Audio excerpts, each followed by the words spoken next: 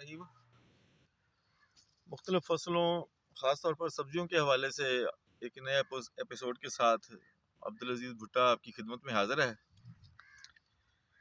दोस्तों, इस वक्त हम लहसन के एक प्लाट में मौजूद हैं।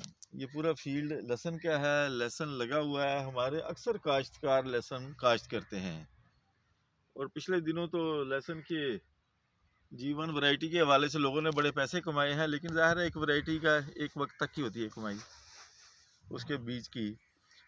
लेकिन लहसन इस हवाले से एक ज़्यादा अहम है कि इसके ऊपर ख़र्चा सीड का दूसरी फसलों की निस्बत ज़्यादा आता है और इसके लिए बेहतरीन मौसम वही है जो आज का है। आजकल है छोटे दिन, कम टेम्परेचर, ये लहसन की फसल के लिए बहुत अच्छे हैं। तो इस वक्त आजकल भी छोटे दिन हैं, टेम्परेचर कम है, लहसन की फसल के लिए बहुत अच्छा है। ये माहौल चलना चाहिए। लेकिन इसके ये देखें तो यहाँ पर एक प्रॉब्लम आया हुआ है और ये लहसन का सबसे बड़ा प्रॉब्लम है, जिसको हम पर्पल ब्लाच कहते हैं। पर्पल ब्लाच में सफ़ेद सफ़ेद धब्बे बारीक बारीक मौजूद होते हैं और वो फैलते जाते हैं और पर्पल कलर उनका होता जाता है। जैसे गौर से देखें, अर्गवानी रंग पर्पल कलर जो है ना जी, ये बनता जा रहा है इसका। ये बीमारी लहसन के ऊपर आम होती है और इसके हवाले से एक तो काश्तकार स्प्रे ज़ाहिर है ज़रूरी है, स्प्रे करें। और स्प्रे में मैं ये कहूँगा कि मेटलैक्सल प्लस विंकोजेब, साइमोक्सिनल, ऑर्थोडॉक्स, क्लोरोथेलोनिल ये स्प्रे करें। एज़ाक्सिस्ट्राबिन कर सकते हैं। और तारा ग्रुप का जो स्विंग 250 ग्राम एक स्प्रे और उसके बाद फिर 500 ग्राम का स्प्रे, बल्कि डायरेक्ट 500 ग्राम का ही एक अच्छा स्प्रे करते हैं।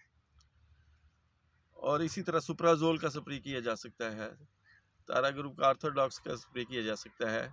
और अगर बीमारी ज़्यादा फैल गई हो तो वहाँ पर क्लोरोस्ट्राबिन का स्प्रे करें, इंशाल्लाह ताला वो रुकेगी। ये तारा ग्रुप की दुकानों से ये प्रोडक्ट मिल सकते हैं।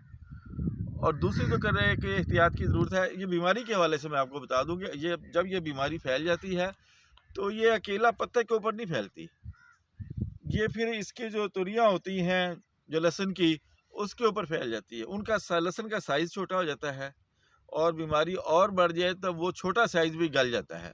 काश्तकार फिर वहाँ से पैदावार नहीं ले सकता, पैदावार बहुत कम हो जाती है। इसलिए एक तो ये स्प्रे करें। दूसरे नंबर पर ये देखें, यहाँ पर इसको इस वक्त ज़रूरत है कि यहाँ पर गोडी की जाए, तो हल्की हल्की गोडी, ज़्यादा नहीं करनी, हल्की फुल्की छोटी छोटी गोडी जो है ना जी, यहाँ पर करें, इसका फ़ायदा होगा। और तीसरा जो बल्ब क्रॉप्स हैं उसके लिए मैं कहूँगा कि जैसे ही इसका बल्ब बनना शुरू हो जाए, उसके वहाँ पर जो कॉपर की अच्छी ज़रूरत होती है। कॉपर वहाँ पर बहुत फ़ायदा देती है और उसका बल्ब जो है बड़ा होता है, उसके साइज़ बड़ा हो जाता है। और कॉपर में मुख्तलिफ केमिस्ट्रियाँ हैं, लेकिन बाज़ार से अगर आप नीला थोथा कॉपर सल्फेट लेकर उसको 2 किलो के हिसाब से फ्लड कर देंगे तो इंशाल्लाह उसका भी फ़ायदा होगा। और तारा ग्रुप का स्पॉट फिक्स इस वाले से मैं कहूँगा कि वो उसका 1 पैक स्प्रे कर दें या 2 पैक उसका फ्लड करेंगे तो इंशाल्लाह ताला उसमें एक बहुत अच्छा ऑक्सीजन कॉपर होता है और वो फौरी तौर पर अवेलेबल होता है फसल को, और इससे इसका साइज़ बेहतर होगा। लेकिन इसका इस्तेमाल उस वक्त करना है जिस वक्त इसका वो गंडियाँ जो है वो बढ़नी शुरू हो जाएंगी, इसका बल्ब बनना शुरू हो जाएगा। तो इंशाल्लाह आपसे मुलाकात होती रहेगी। बहुत बहुत शुक्रिया।